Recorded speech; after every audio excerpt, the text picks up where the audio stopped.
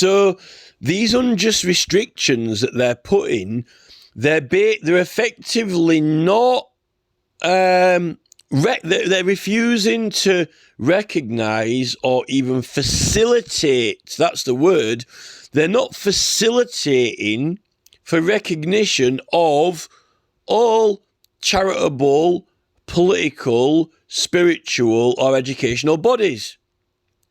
And think places like, YouTube and eBay, and also TuneCore, and when you're putting music out or adverts, audio material, digital services online like YouTube.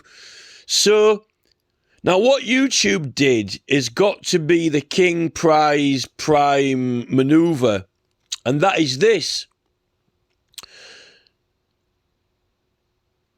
It's a big platform and it's global, right? So you'd have thought they wanted to get like their, lawful. You'd have thought that they'd wanted to do it lawfully because they were so obsessed with the copyright, getting the copyright lawful. Every video's got to be meticulously scanned. Every video on YouTube must be meticulously scanned. Nothing gets by without being scanned, right? And then triggering it. Universal Studios gets its money. Warner Brothers gets its money, right? Meticulously scanned. They set it all up.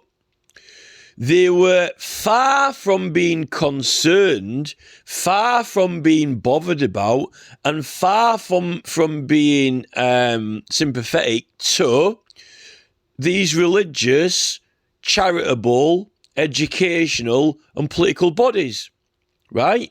Particularly because you don't have to pay VAT, tax, and it's good because you're doing good work for people, or you might make political change, or have a religious, order, or help people learn education. But they just now what. YouTube don't ban educational videos. They don't ban charitable videos. They don't ban political videos, not for being political in genre, and they don't ban religious videos because that would be against your rights. You've got right of religious freedom and so forth. These are the things that why they're meant to be. Inviting people into countries and, less religious discrimination, less racial discrimination. We're meant to accept all these religions. But if we're accepting all these religious groups and religions, and they're big on that, why haven't they got their exemptions and why aren't they able to fundraise? Now, what I found on YouTube is this. Rather than...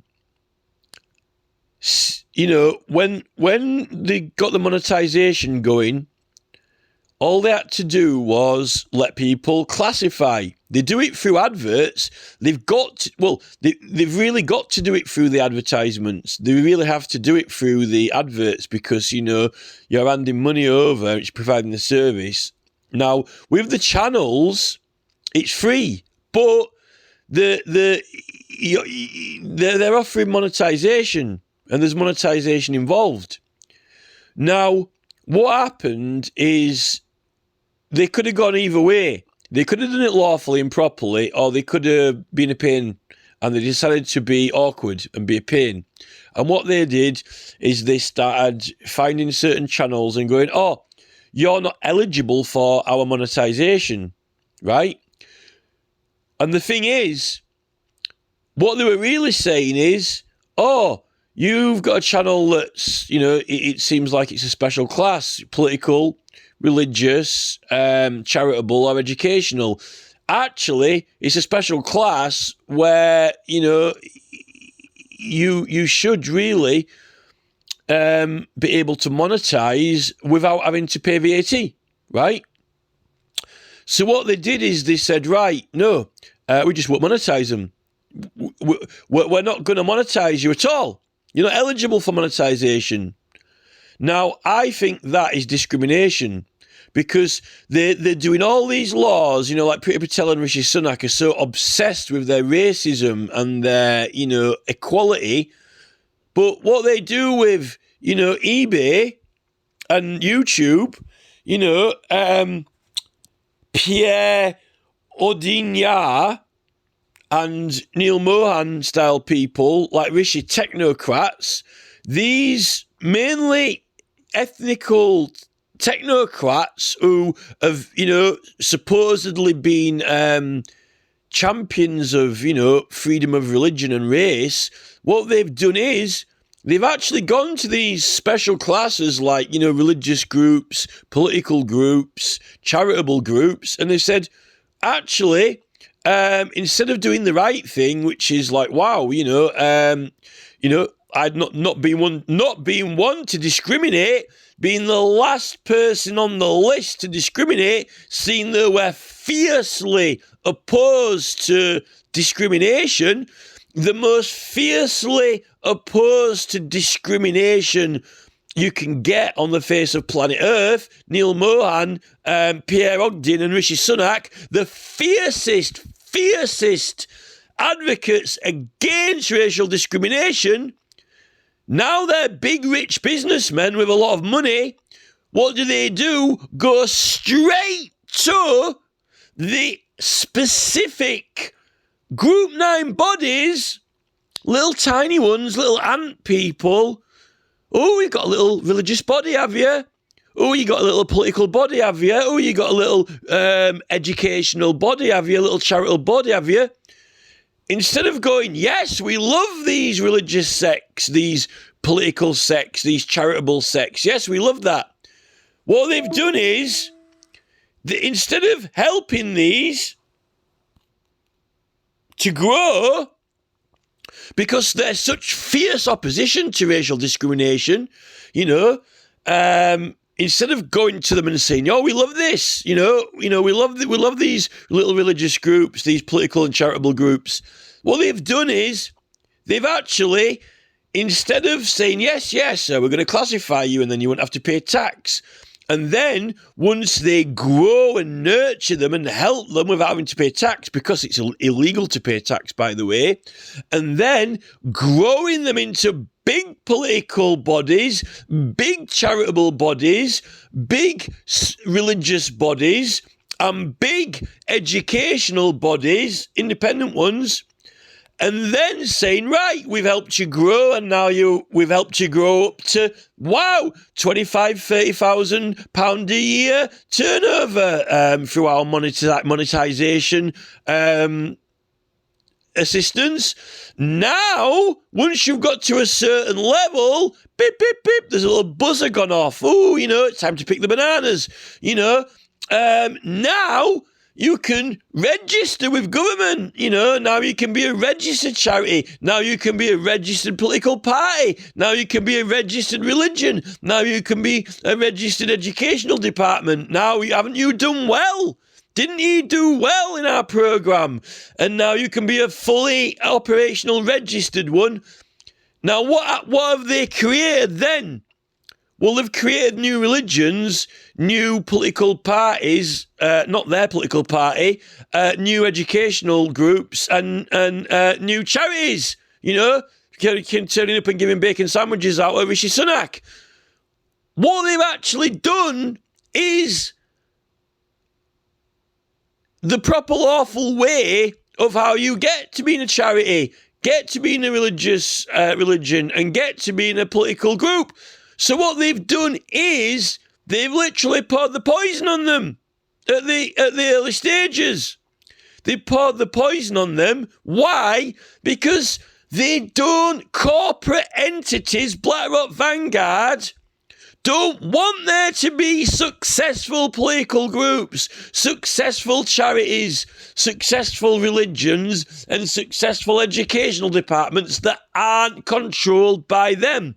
And it's going to be controlled by them when it's on YouTube or eBay, because they own it. But, with its own mission or goal, this is the thing with all the small surf companies that they went and bought out, sold out. They all sold out, Roxy, O'Neill, anything cool, You know, they're walking around. Oh, this is a nice flower. You know, dandelion. I'll have that. You know, is this? You know, this is what Dragon's Den are doing, going around picking flowers. Oh, that's doing well. I'll have that, and I'll have that. They're just taking possession of them all.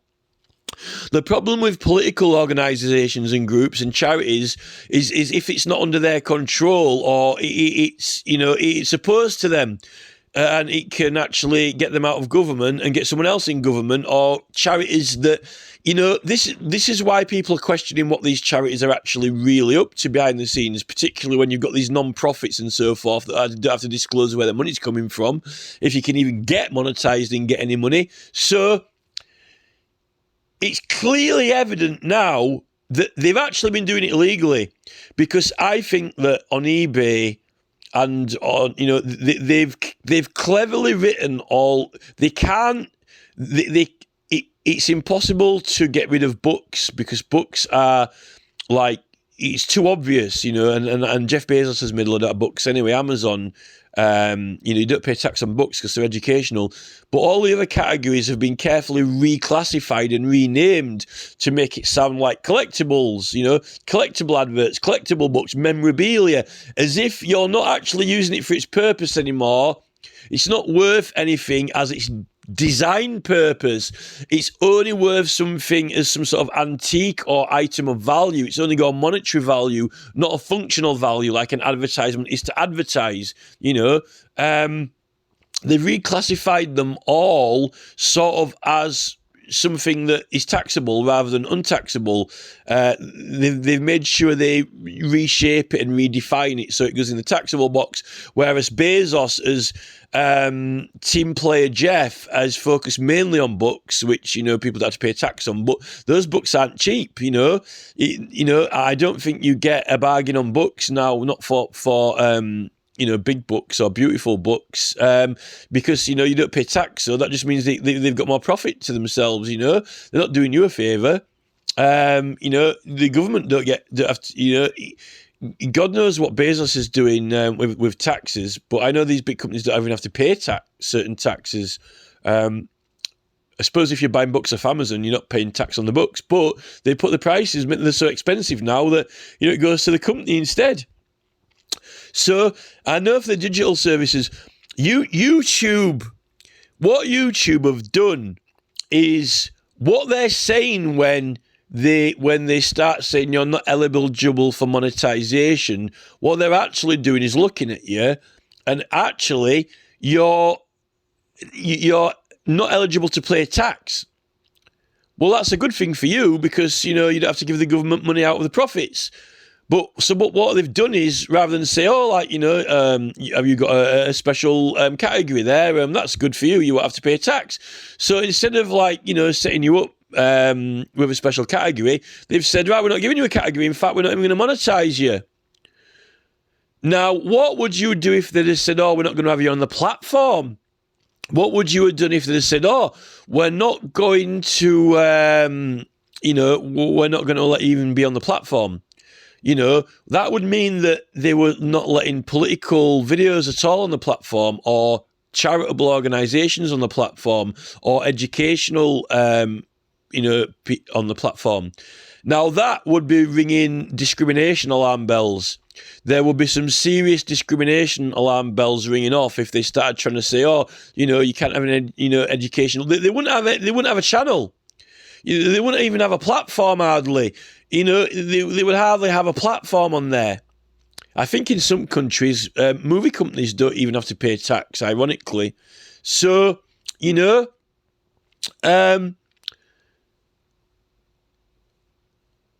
so I definitely think there's something dodgy going on with the tax on YouTube. You know, really, if there's a lot of countries not even paying tax on movie production companies, then, you know, it makes you wonder, should any of YouTube digital services be paying tax? Now, maybe a lot of them aren't, but I think they will be, because I know that, because it's just the way that the newspapers are doing it. You shouldn't really be paying tax on printed advertisements, because the newspaper is not taxable. When you buy a newspaper, there's no tax on it, and small adverts aren't taxable. So what they're charging me tax. So they've got a scam going where not only are their prices through the roof, but they're charging a fortune on top of it with tax. And it's really preventing us from getting into the newspaper and getting political and charitable things heard, unless you're a big one, and getting doing well, growing it. If you can't advertise, how do you grow and become large? And this is the thing, they've bought up a lot of these big charities and taken over a lot of these big charities. That's why now we're starting to realise some of these charities aren't that trustworthy, and what actual work are they doing compared to small independent charities, like John Campbell's doing in Africa and things like that. So they really have kind of nipped it in the bud. They're not helping nurture you grow. And what actually happens is people end up, just doing a petition or a political cause when it matters to them. When their village is under threat, then it's like the fire alarm's going off. You desperately fight for your life to save the village from, the fields or the horses or whatever getting, destroyed and the industrial estate getting planted in. But what happens is people are minding their own business until they're forced into political action or charitable action, and then they usually fail. No one's helping them with the taxes for the money when they're buying things and trying to promote it in the newspapers and so forth. And these corporate entities are getting all these McDonald's, KFCs, industrial estates, more traffic, more houses built. When they want to keep it a quiet area, they might not want it to become a really noisy traffic area, So, and then you end up falling out with your neighbours who, you objected to, building there. And then you've got, teenagers, all these knife stabbings, Rishi Sunak scratching his head. He can't believe why all the crime is. Yet, he's just banged a factory next to there and built more houses. Then you've got warring neighbours. Sunak, really, I can't but laugh at these people. They're making all this legislation. Oh, there's knives, oh, there's guns. People are fighting and arguing. While there's, immigration problems, they're stealing all the money, giving themselves more profits and mansions and 3 and 4 and 5 and 6 houses, and getting gangsters in the charts, rapping about gun crime and so forth. And then they're putting them on TV and so forth. And then, they're complaining that there's knives and so, and, they're saying that there's something wrong with the people, there's something wrong with us, and then we need more and more laws and more surveillance, right?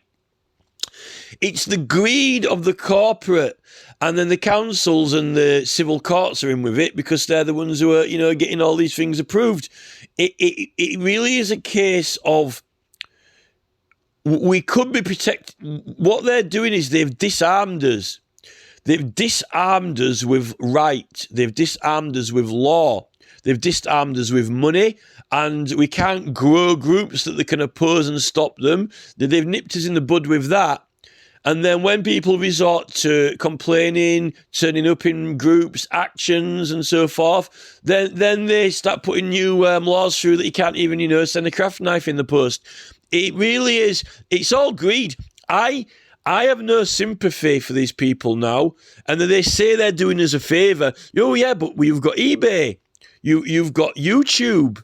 We've given you these platforms. Well, no, my channel's been taken down. I wasn't doing no harm to anyone. It was actually an evidence channel for a legal case, which is protected through standing orders of Parliament and through law.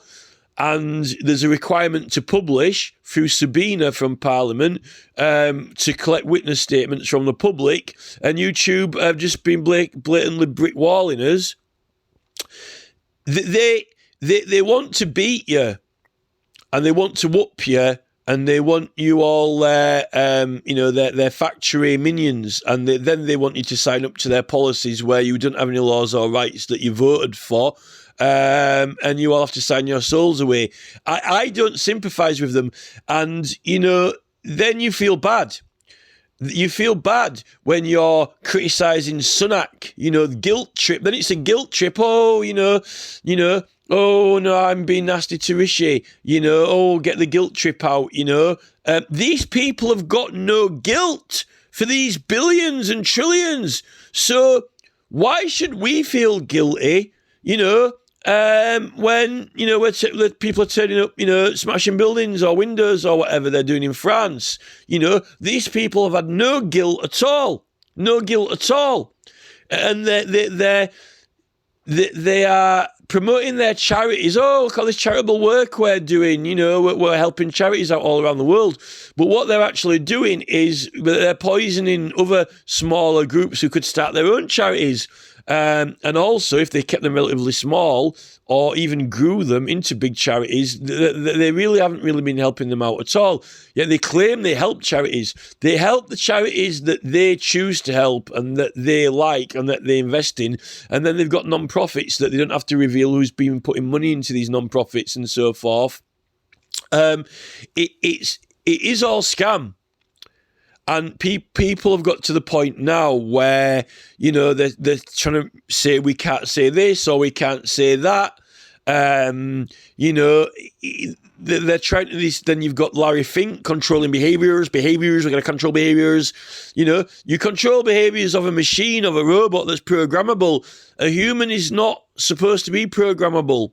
Well, he wants it to be programmable, and the biggest box tick they've got is I am not a robot, as you are signing your soul over to their policies and agreements which give up a lot of your rights and freedoms. Well, they're claiming it does, but it actually doesn't because it's illegal and unlawful.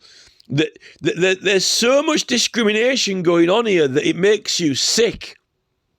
And they're the ones who are guilt-tripping us all and putting all these laws through, more and more discrimination laws when their companies that they are got shares in are doing more and more discrimination between more and more channels. You can't be monetized, you can't be monetized, you can't be monetized, you can't say this, you can't say that. Now Russell Brand can't, have any money.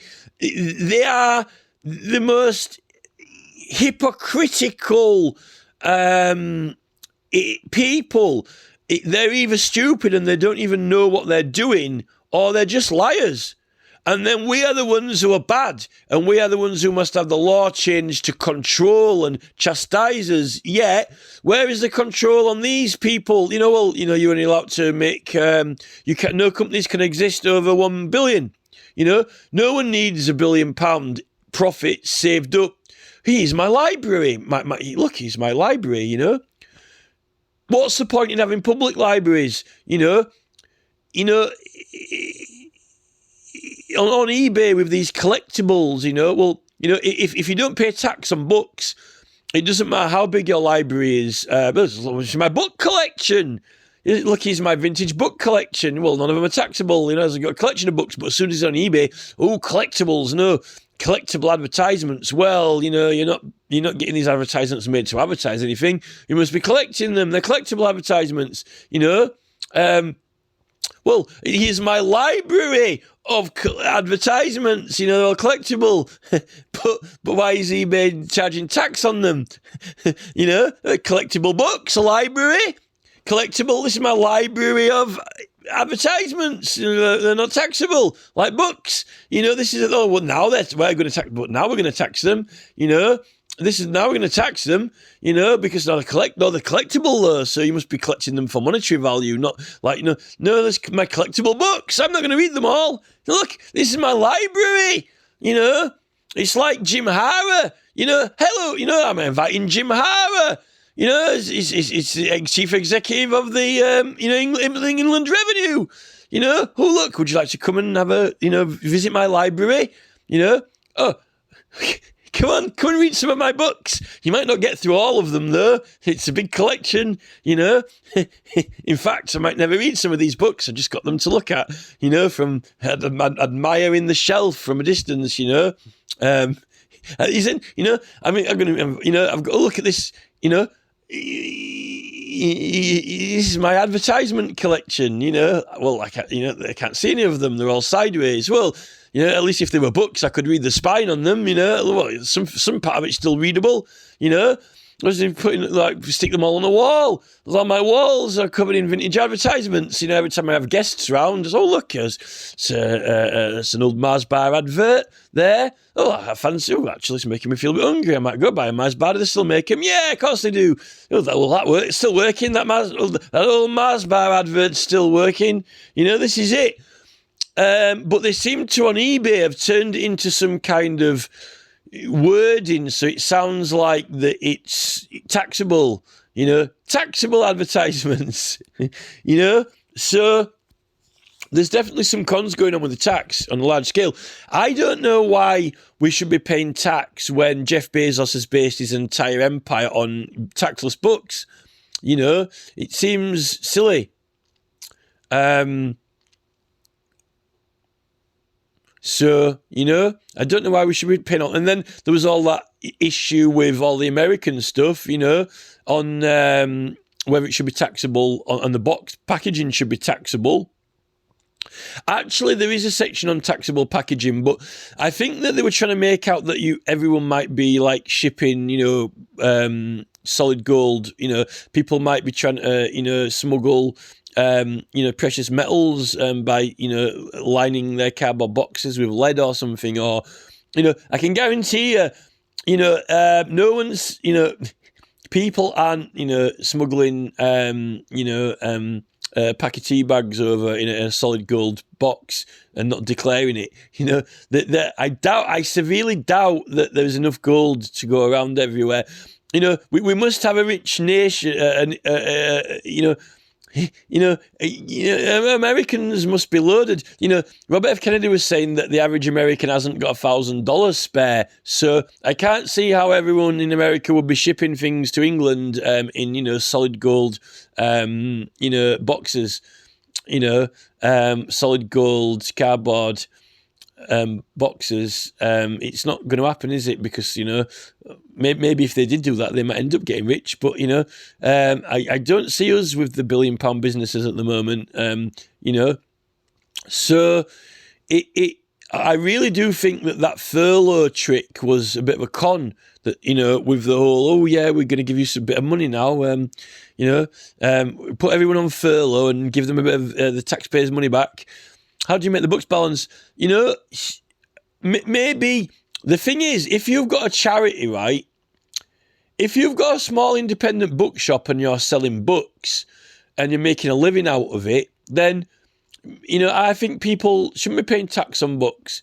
But, you know, once these companies, you know, start getting really, really big, it's starting getting ridiculous when they're actually taking ownership of these businesses off other people, and then they're selling all books online. You know, people aren't paying tax on them, but they've taken the business off everyone. You know, it's kind of like maybe there's something wrong. All these excess trillions, you know, Charles is boasting of, you know, excess trillions. It's wrong.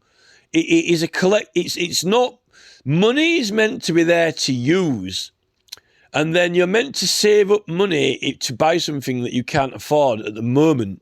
Like they used to say, oh, I'd like to get, you know, a car. It would be nice to have a car. Well, you have to save up and get one. No, now I've saved up. Now I can get it. These people aren't saving up to get a car. They've got like 20 cars. They're not saving up to get a house. They've got like 5, 10 houses. What are they saving up for? Oh, so they can have a new technology and innovation centre, so they can do a bit of philanthropy, so they can do this and that. They're not. They're actually hoarding. They're not saving up to buy something that they can't quite afford yet. What they're doing is they're keeping the money from places that it needs to be used in. Money is there to use. And they're also controlling the money. Oh, I'll decide where the money goes. I'll decide who needs the money and who doesn't need the money. This is the problem. Because, you know,